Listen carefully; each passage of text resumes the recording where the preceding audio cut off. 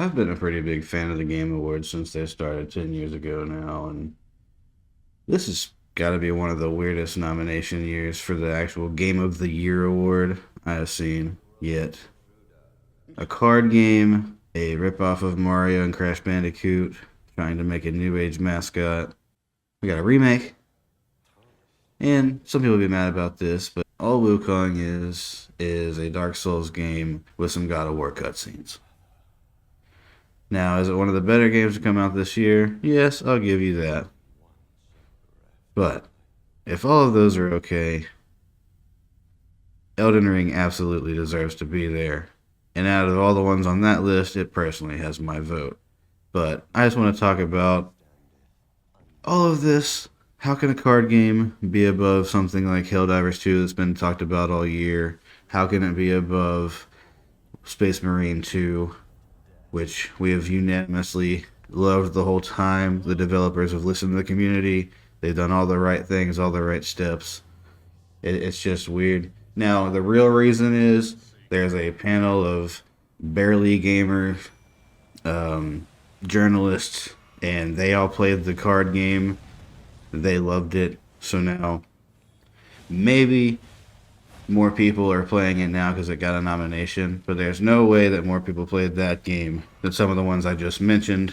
Now, the metaphor, I didn't really look into, didn't play, it's not my thing. I can kind of see it being there, but not over Dragon's Dogma, which has done nothing but be in the news and be talked about and become better and better as time goes on. Down to now, it's just an immaculate experience on console.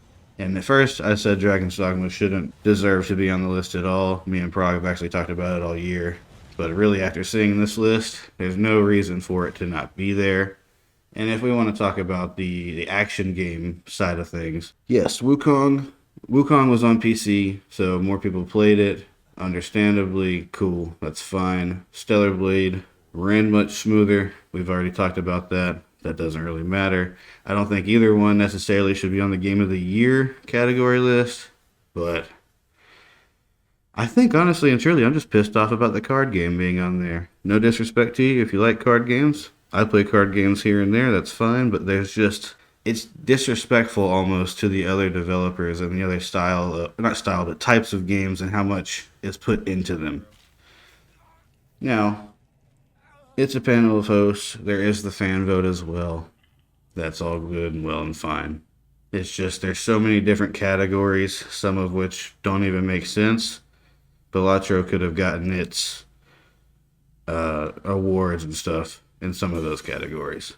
And if Final Fantasy Rebirth is going to be in the runnings, I feel like Silent Hill 2 Remake should be as well. But I do not think a remake should be in the runnings at all. I know some of the fan base has said that it's not really a remake. Yes, it is. It's using the same characters. Anyway, any other time, I would actually agree that a DLC for a game would not be the thing to win or be able to even be nominated for the Game of the Year. But when you look at the Shadow of the Erd Tree and what it is, how much content is in it, how much objectively better it is than the other games that are in it that are similar, Elden Ring stands on top of all of them.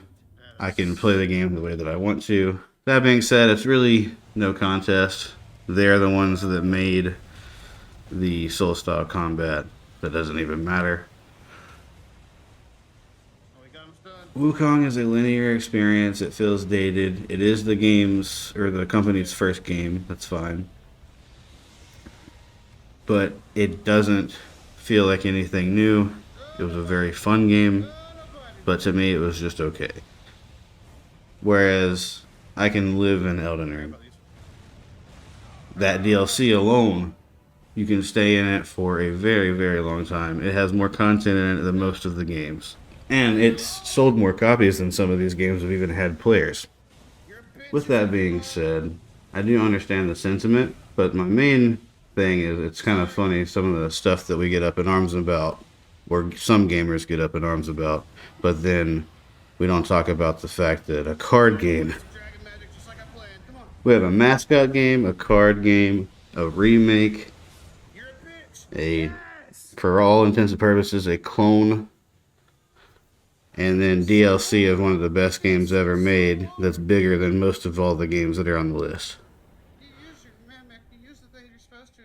The entire list is honestly stupid.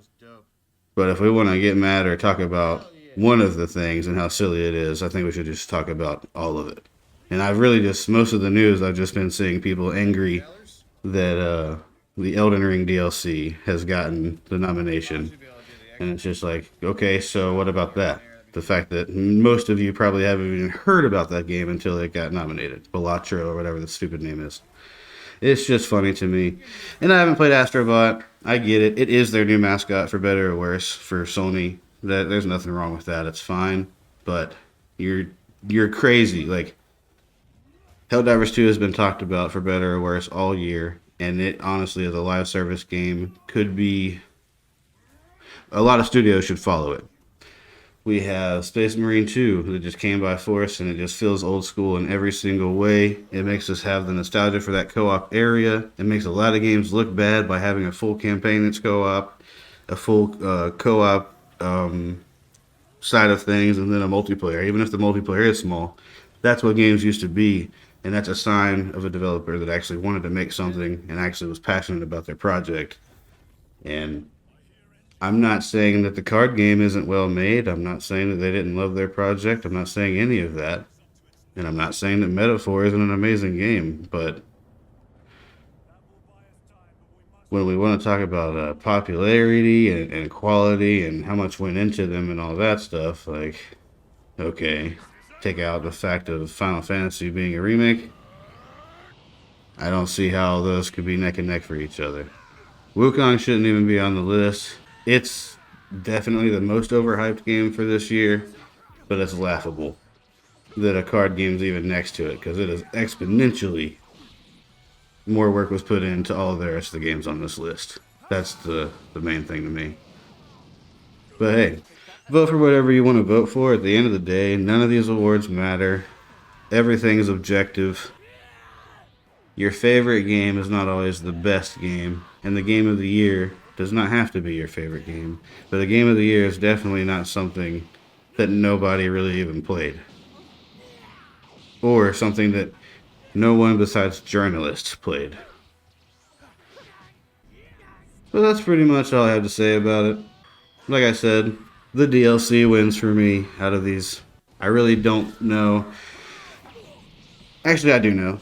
Sparking Zero is the most fun I've had. It's the best content that most fun I've had on making content. It's been the most fun game. It's smooth. It runs. It has just all the characters. It feels like something made for the fans. That's really my game of the year. That's pretty much all I gotta say, guys. This has been the Game Thoughts, some of the opinions, trolls, strategy. Hope you enjoyed the show. I wasn't really trying to be negative. It just doesn't make sense nowadays. We'll see you later.